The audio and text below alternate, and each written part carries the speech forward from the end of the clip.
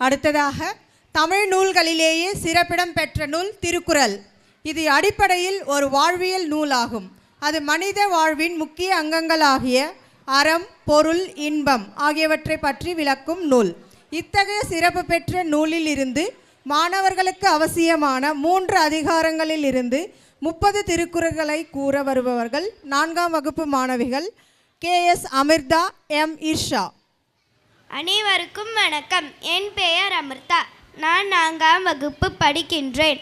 எங்களை போன்ற மாணவர்களுக்கு நல்ல வாழ்வியல் நெறிமுறைகளை தருகின்ற திருக்குறளில் உள்ள கல்வி, ஒழுக்கம் ஆகிய அதிகாரங்களிலிருந்து திருக்குறள்களை வாசிக்கப் போகின்றேன். கல்வி. கற்க கசடர கற்பவை கற்றபின் நிற்க அதற்கு தக. எண்ணென்ப எனை எழுத்தன்ப இவ்விரண்டும் கண்ணென்ப வாழும் உயிர்க்கு.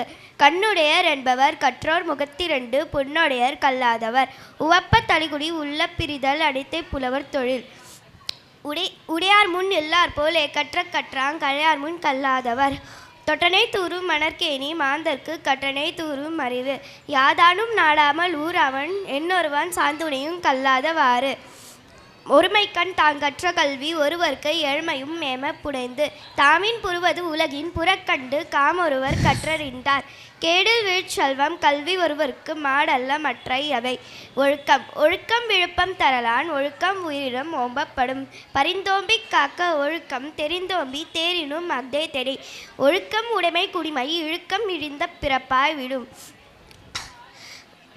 மரப்பினும் ஒத்துக்கொள்ளலாகும் பார்ப்பான் பிறப்பொழுக்கங் குன்ற கெடும். அழுக்காருடையான்கான் ஆக்கம் போன்றில்லை ஒழுக்கமில்லான்கான் உயவு. ஒழுக்கத்தின் ஒல்கார் உறவோர் இழுக்கத்தின் எய்தம் படுபா கறிந்து. ஒழுக்கத்தின் எய்துவார் மென்மை இழுக்கத்தின் எய்துவார் எய்தப் பழி. நன்றிக்கு வித்தாகும் நல்லொழுக்கம் தீயொழுக்கம் என்றும் இடும்பை தரும்.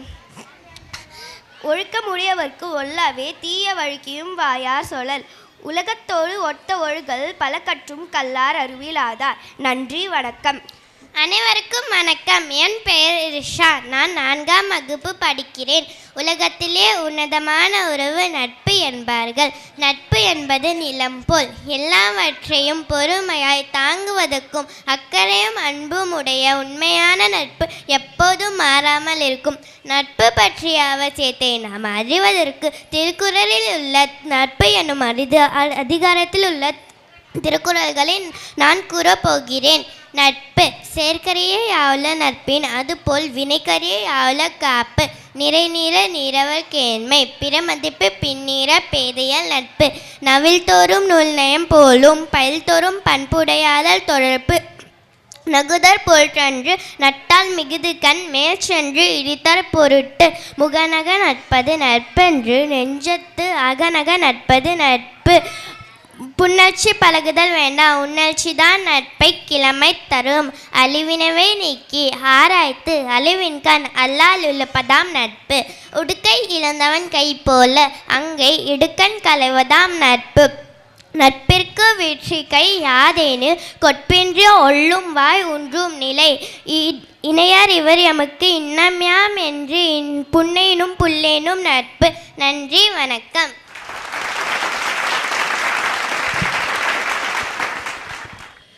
இறைவன் மனிதனுக்கு சொன்னது கீதை. மனிதன் இறைவனுக்கு சொன்னது திருவாசகம்.